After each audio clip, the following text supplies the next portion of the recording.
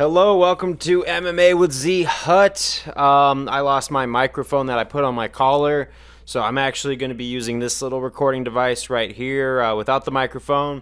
Mixed martial artists have to improv when the game plan doesn't go according to plan, so if I'm making commentary, I got no excuses.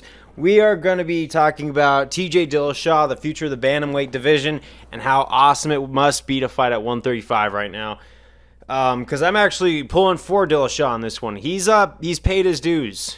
I don't care if people are still mad about him from the EPOs.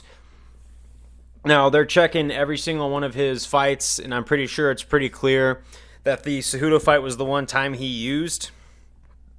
Whether or not that's true, UFC's telling us something we don't know. I don't know what goes on behind closed doors, so I can't make any claims.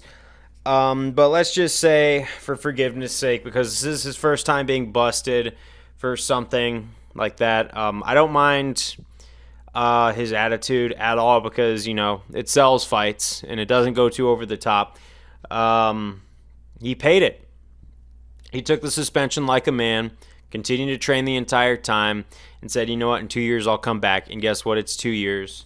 Thank you for not making too many excuses. Thank you for saying, okay, I was caught, and thank you for just accepting what you had to do, and that just shows a lot.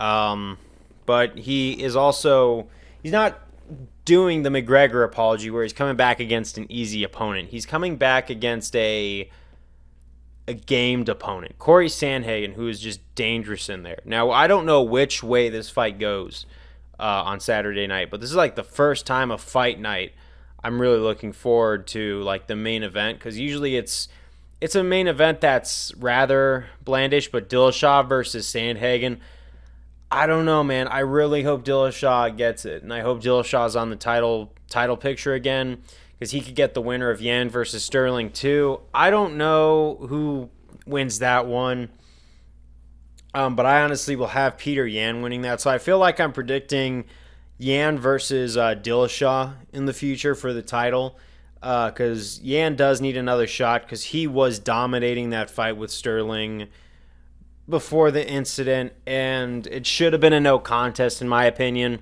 But it was just shady for me how Sterling was like saying I don't like to win like that, and then he's going and celebrating with his friends like he was winning that fight. I would have just not have worn that belt if I were him. But, hey, I guess he did something that really is something I could look now at TJ Dillashaw and say, you know what, that's very forgivable. And it's just my opinion. I'm not trying to shit all over any professional fighters too hard. But Dillashaw is coming back. I hope he takes this one. And yeah, I really hope to see Yan versus Dillashaw in the future because I do feel like Yan's also going to win that fight. We don't know until it goes. Maybe Sandhagen does something. Maybe Sterling retains the title, and then we get Sterling versus Sandhagen 2. But that's the exciting part. But I think it's just such a standstill because it just seemed like yesterday we saw that bust and we saw the Cejudo incident, and over that 2 years,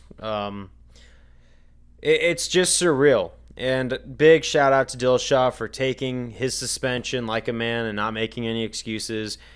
He did what he had to do. Thank you for that. And yeah, let's go Team Dillashaw Saturday night. Hope you don't slow down because I know that 2 years is quite the bit of a layoff for MMA. But if he's been keeping up with his training and he's been sparring regularly, I'm pretty sure he hasn't missed a step. But only the octagon will tell. It's time. This is MMA with Z Hut. See you next time. Peace out, and thank you for watching.